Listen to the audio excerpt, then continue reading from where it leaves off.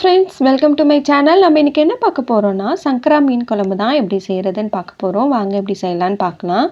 அதுக்கு ஒரு பாத்திரம் வச்சுக்கோங்க. தேவையான அளவுக்கு எண்ணெய் சேர்த்துக்கிறேன். எண்ணெய் நல்லா சூடான பிறகு தாளிப்பு வடகம், 1/2 டேபிள் ஸ்பூன் அளவுக்கு வெந்தயம், கொஞ்சோண்டு கருவேப்பிலை, பச்சை மிளகாய் இதெல்லாம் நல்லா பொரிஞ்ச பிறகு கட் பண்ணி வச்சுருக்க ஒரு வெங்காயம் சேர்த்துக்கிறேன்.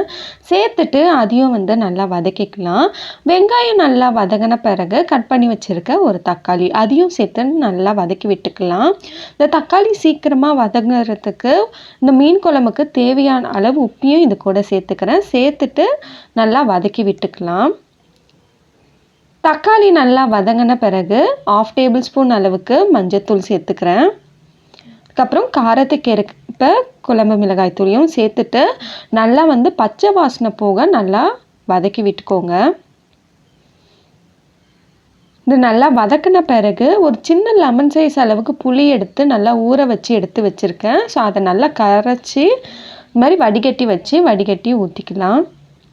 ஊற்றின பிறகு நல்லா கலந்து விட்டு மூடி ஒரு 5 நிமிஷம் நல்லா கொதிக்க விட்டுடுங்க.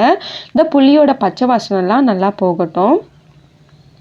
இப்போ புளி நல்லா கொதித்த பிறகு நான் தேங்காய் அரைச்சி எடுத்து வச்சுருக்கேன். அந்த தேங்காய் விழுதியும் கொஞ்சமாக இது கூட சேர்த்துக்கலாம். சேர்த்துட்டு நல்லா கலந்து விட்டுக்கோங்க. நல்லா கலந்து விட்டு மூடி ஒரு 5 நிமிஷம் நல்லா கொதிக்க விட்டுடலாம்.